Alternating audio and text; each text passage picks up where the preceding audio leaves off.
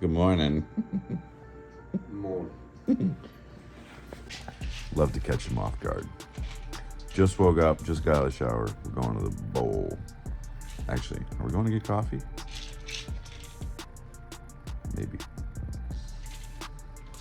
Okay, we gotta go. We're going to get coffee. Guess who didn't start the car? I couldn't. It's got excuses. It's just it's not that bad out today. It's pretty warm. It's like, I don't know, probably in the 30s. It'll be warmer later today. It's supposed to be like, I don't know, in the 60s or something this week. So we'll see what happens. But we like 60s. 60s is good. You see how froggy our windows are? They're froggy. Guess who doesn't have their seatbelt on? This guy.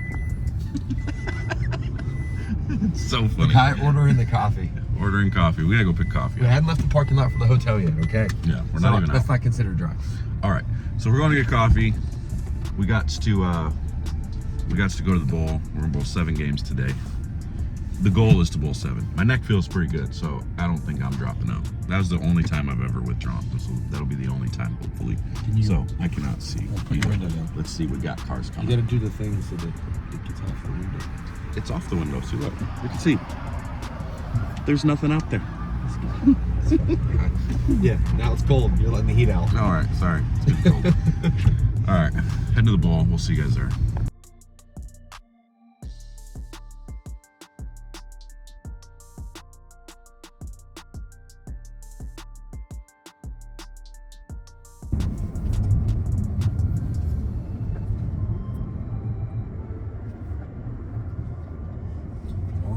You're all again.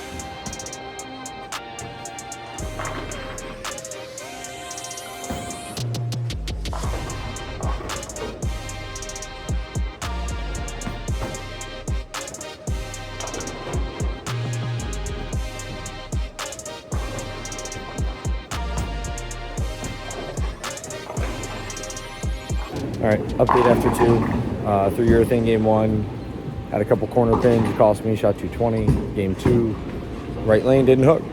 So went 245 and then washout. Had to get out of it, unfortunately. Made a ball change, threw one bad shot, and then left the Swisher 7 in the 10th, and unfortunately shot 170. So I don't know, man. I don't know what I'm supposed to do. We keep hitting these pairs that suck, and then I can't catch a break when we need them. So we're gonna try. We need a bunch of strikes again, way behind the pace as usual. So another week of doing this.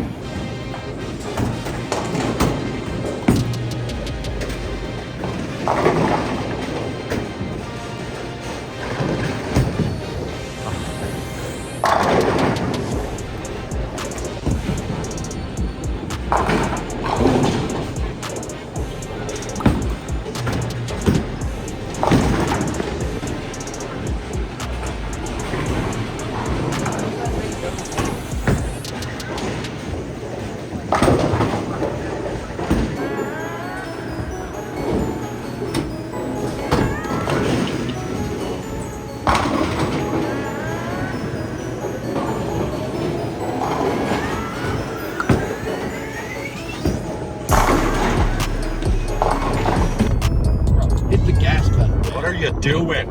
Like, when you merge, you hit the gas pedal. I don't understand why people won't drive. Yeah, don't hit your brakes when you're getting in the merge lane, okay? I love catching you off guard a little Yeah. bit there. It's so much fun. He's like, wait, oh shoot, the camera's on. It's mainly because I cuss a lot, and I gotta make sure I don't cuss for you guys. Yeah, so I gotta bleep it out and stuff. I like to catch little ones though. Like, what the are you doing? Yeah. It's fun. So, Anyway, well, obviously we're in the car. It's not a good thing. cheers. Yeah. Chick-fil-A, not a sponsor. Not a sponsor. Not a sponsor. No, so we're gonna chit chat a little bit about our events in Delaware. It was fabulous. It was wonderful. We had a great time. Afterwards, we had a great time. I mean, During, not so much. Mike Zangi, thank you again for putting on the event. You do a great job. Always love coming to Mid-County Lanes. You guys are phenomenal. Can't wait to get back for the regionals this year.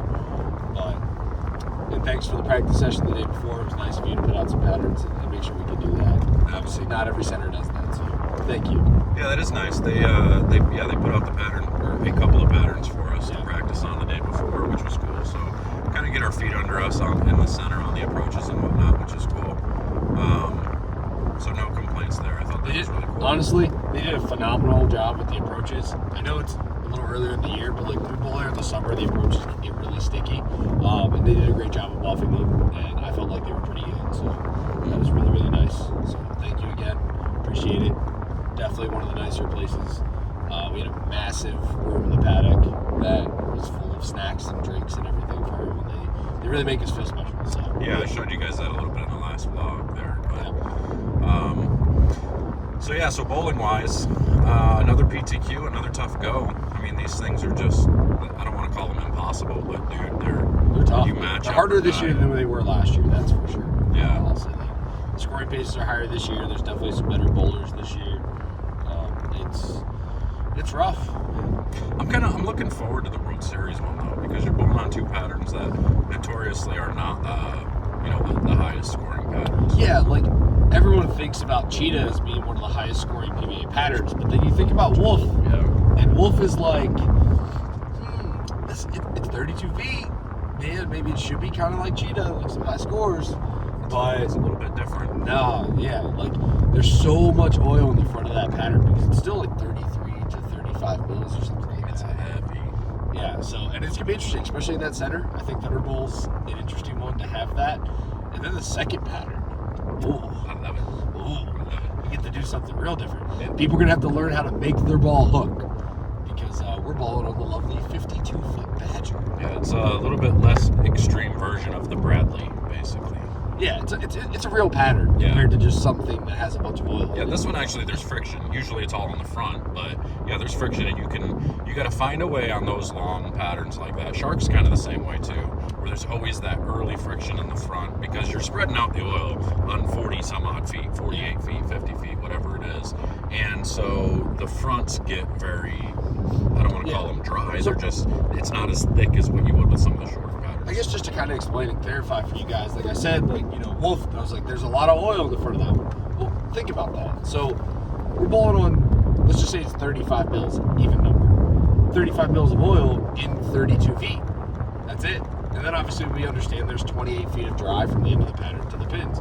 But when you have a 52-foot pattern that's 35 mils, sure, it's 52 feet, but now that 35 mils is spread out a lot more throughout the pattern. So you see more transition, more surface is able to affect the pattern quickly, and it makes it where there's a lot of different things throughout transition that happen. So Yeah, that pattern usually gets beat up quick because you've got a lot of dum-dums that use an awful lot of surface real early, and then they try to start really far left, and it just really creates some transitions that are difficult to deal with. especially because a lot of people think that you have to fall it back, Yeah. and you don't necessarily have to do that.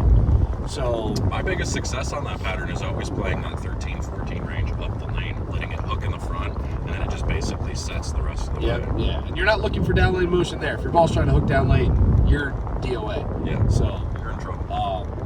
that'll be interesting. I really, really, really, really wish though that they would give us a practice session on the patterns for the PTQs. I don't care if it's at 7 a.m. or whatever it may be.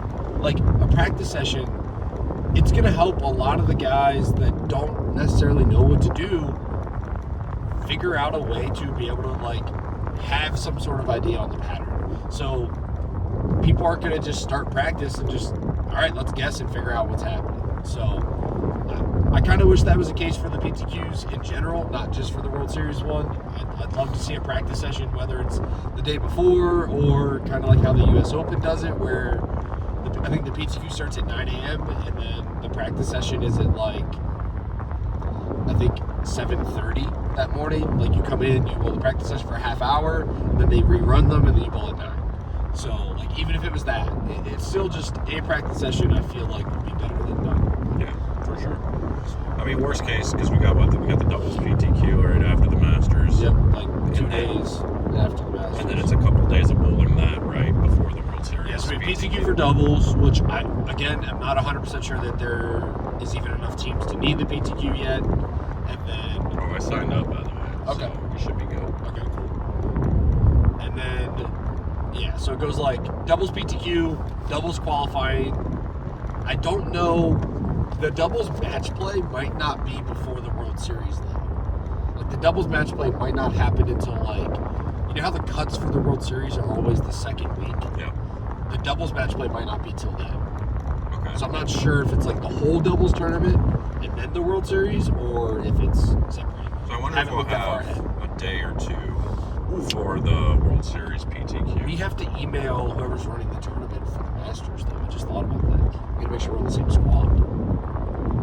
Yeah, I guess that would help. Yeah, if we email them and let them know. The content could be so much better if we weren't though. Oh, that's true. Because then we could be But recording the each sleeping other. and driving, the competition. By the way, we're gonna have to drive like a half hour every day. Are we really? Is it that far? Oh yeah, it's on it's the at Suncoast. Yeah, it's like on the north west of Red side. Rock. No, it's north. Oh, it's north. Yeah, it's like north Las Vegas. So I've got my bearings all screwed up thinking about the strip and everything. Oh yeah, the strip is going north. the strip to is south. like is Yeah. kind of like the south side of Vegas. Yeah. A little bit. Okay. So yeah, we might end up having like a 30-minute drive, which not that awful when the rooms are going to be free. Well, rooms are free and we can always find a Dunkin' on the way. So get a little snacky Not a snack. sponsor. Not a sponsor. But Not a sponsor. if you want to be. A little Dunkin' on the way, we're good to go. Yeah. But yeah, if we have a day in between, like I could always put out the Badger pattern, the Wolf pattern, we could practice a day or two or whatever. I Yeah. understand it's not the same. Well, because hopefully we don't have time in between. I would like to not have time in between, but if we do, we can do that. So back to Delaware. I was trying to avoid that, to be honest. It wasn't that bad. Yeah, I mean, he missed getting his money back by 7 pins, which is not a lot at all. And I, unfortunately, you have a clip in there. I caught a really bad pair game 2, where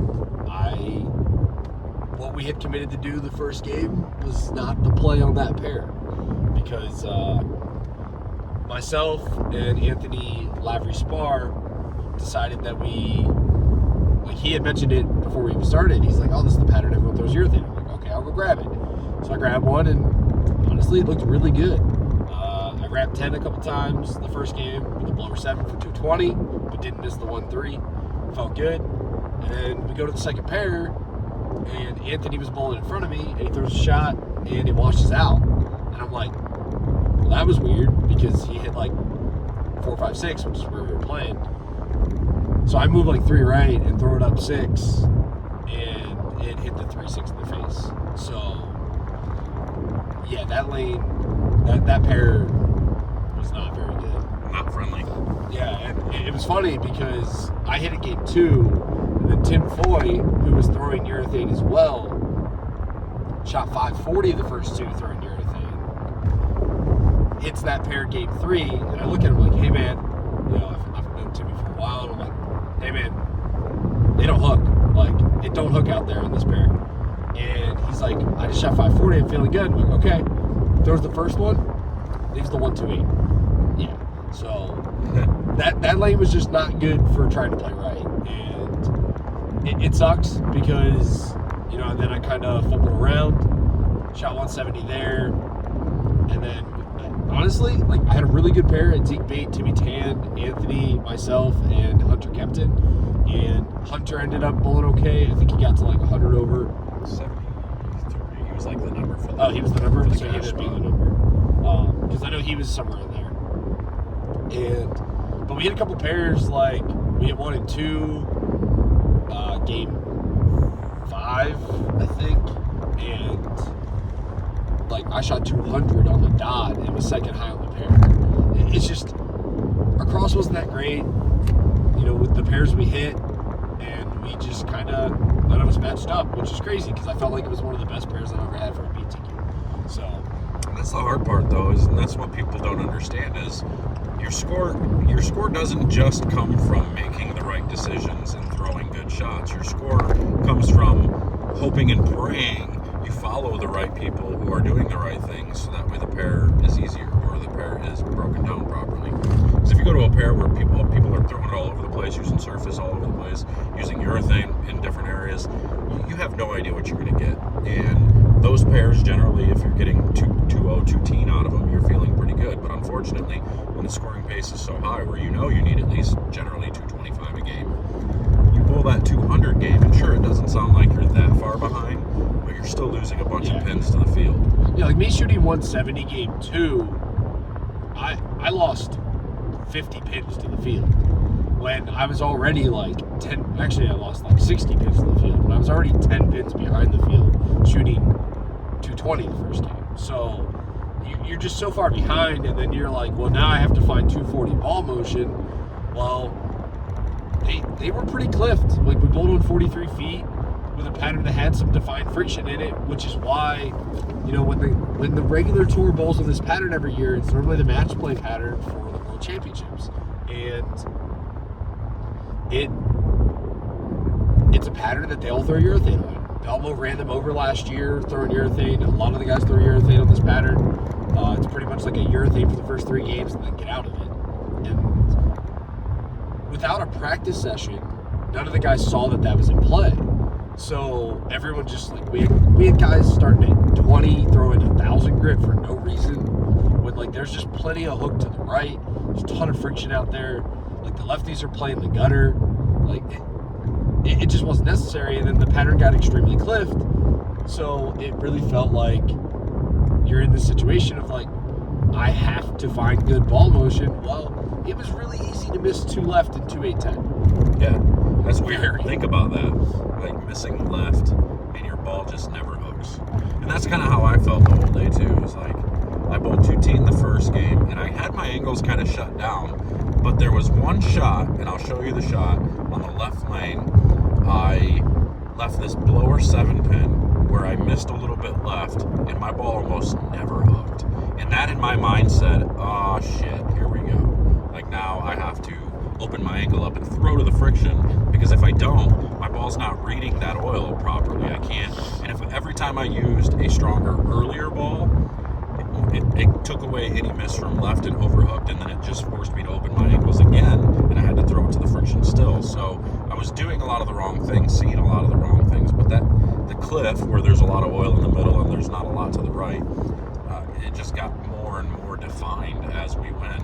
And by game 3, I would say it was fairly well maxed out already. Like anytime I missed left, my ball had no chance to strike. I mean, it was just bad.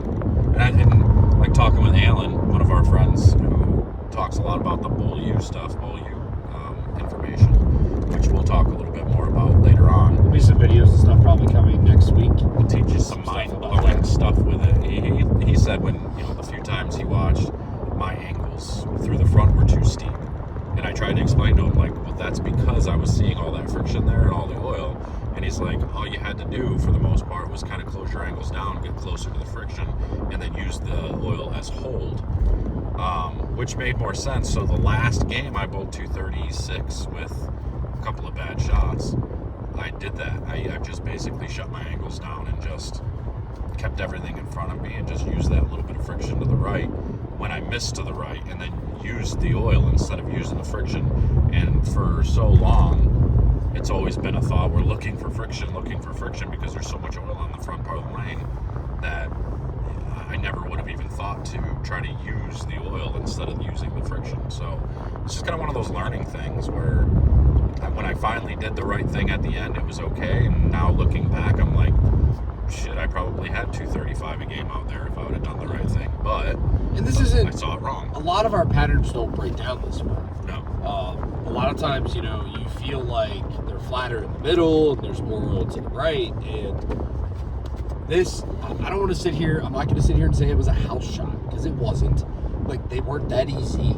Like, that's not what we're saying. But when we talk about a house shot, we talk about that massive puddle of oil in the middle of the lane. And, like, game 3, when I was trying to get into resin and trying to figure out a look, I had a shot, I was throwing an absolute power where, it looked pretty good. I threw a triple, and then I had one where I missed it up the lane, but I caught it. Like, I still hit it, and it was forward. I thought it was pretty good. I was like, okay, I missed like 2 or 3 left. Like, that's not a big deal. And then my ball 2-8-10. And I'm like, oh, well, that's not good. Like, I can't miss 2 left and 2-8-10. So it wasn't the you missed left at Big 4 kind of day. It was a you missed left and you bucket kind of day. And I know that everybody wants to sit there and they're going to say, well, just don't throw bad shots. Just get your physical game better. Just don't throw it bad. If throw better, That's throw not what more bowling's good. about. That's not how this works. Like, Bowling is about whoever can create the biggest margin of error and still strike. That's what bowling on the PBA Tour is. just getting the offense. Yeah. If you can miss and still get offense and still have chances to get 9 or strike, you're going to have a better chance to win than everyone else. Now, we're not saying that you don't have to throw it good. You still, the goal is still to throw 90% of your shots good, right? But you have to understand, we're human. Like, we're not going to throw every shot at 100%. In fact, the majority of your shots are only going to be between, maybe 75 and 85%. It's going to be rare that you throw one off your hand that you're just like, ooh, I aced it. And generally, when you do ace it like that, those ones usually don't strike necessarily, because it gives you that much different ball reaction than what you see out of the majority of your shots when you're 75 to 85%. And at this level, obviously, you want that number to keep getting higher and higher and higher the more you compete out here. But at the end of the day, you're just not like, if you throw 9 great shots a game, that's pretty good. But you got to make sure that like those 1 or 2 shots that aren't absolutely perfect still either have a chance to strike or they're leaving you something you can make. And yesterday, it was really easy for you to miss by a little amount and get 6. Either way, like 2, 4, 8, 10 or Big 4. Because if you got it right early, it got offline and tried to Big 4. I mean, I watch guys playing 5th arrow, get their ball, like throw it almost dead right, and at 30 feet, their ball never projected past 15. Because it just hit so much friction that it never projected. And that just happens. So, I'm a person that's always felt like I've had a sorry guys. I've always felt like I got a little sinus thing going on. He's got what I had the other week. Yeah. You're welcome. Yeah. So I've always felt like my ball roll in the past was awful at blending the cliff. It was very, very, very bad because I was very high rotation, very rounded, and it was not very good. My ball roll now is a lot better, and I can use that. But the truth is I wasn't 100% sure of how to attack that. And I made a couple different options, and I bowled okay. I was minus 10 after 4, I think, and I got to 30 over. So, or 25 over or something like that, whatever it was. But it's still just a learning curve, that's not something we see every week out here, and I'm not necessarily used to it, and I didn't know what ball choices to make or what shapes to try to create. So it's something that I need to work on, and it's something I'm going to continue to work on. I mean, the honest truth is you just got to keep bowling. You just got to keep bowling events, got to keep gaining experience and just getting better. The atmosphere always changes. The environment changes. The oil patterns are going to be tweaked here and there constantly. So the more information we can kind of soak in from what we're seeing and what we're learning, the more and quicker we can adapt to the environment that we're bowling in. So, and the better and better we're going to get, because I honestly believe that, knowledge is power out here. So, some of the smarter bowlers are definitely going to rise to the top more often.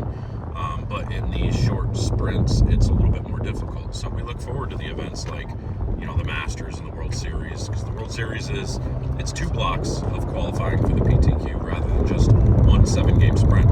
Now it actually forces these guys to, that's a bumpy road, forces these guys to, show a little bit of knowledge and show that they can bowl on more than just, one pattern for 7 games. You're going to have to make some adjustments. You've got to take a break in between. You've got to kind of sit in the mental aspects of everything and see how you do the second block. Because you're going to I promise you, in that World Series, you're going to watch a lot of guys probably crush the short and then get ran over on the long, and vice versa. You'll have guys that get crushed on the short and then they absolutely murder the long pattern. But if you understand, like, if you're one of those guys that's like, man, I really don't like bowling on short patterns, well, practice on short patterns for 2 months before that happens. Because if you can find a way to get yourself through that block without digging yourself too big of a hole, you can give yourself a chance.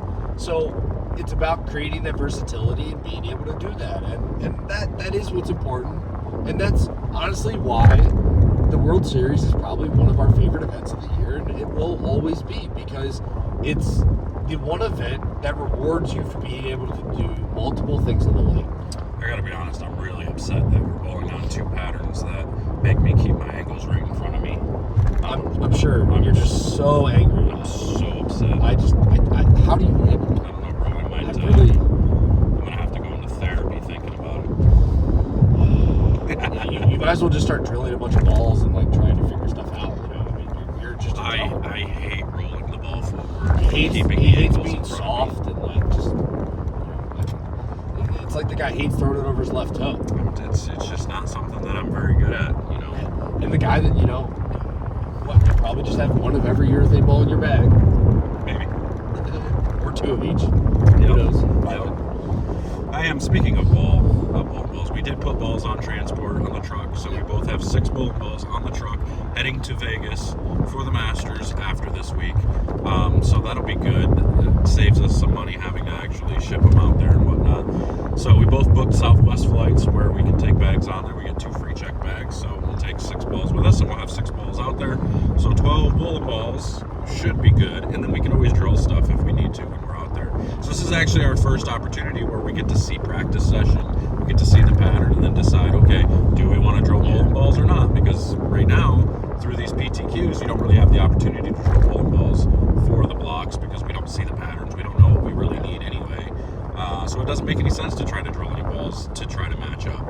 But once you see some practice sessions, then okay, here's what I'm seeing, here's what I think will work, here's what I think will help. This is a gap that I gotta fill. Works out pretty good. So I'm going to be probably drilling some balls. I got to replace a couple of balls. I'm going to drill me a new Pride Dynasty because that one, I just love using that. It's been really good for me.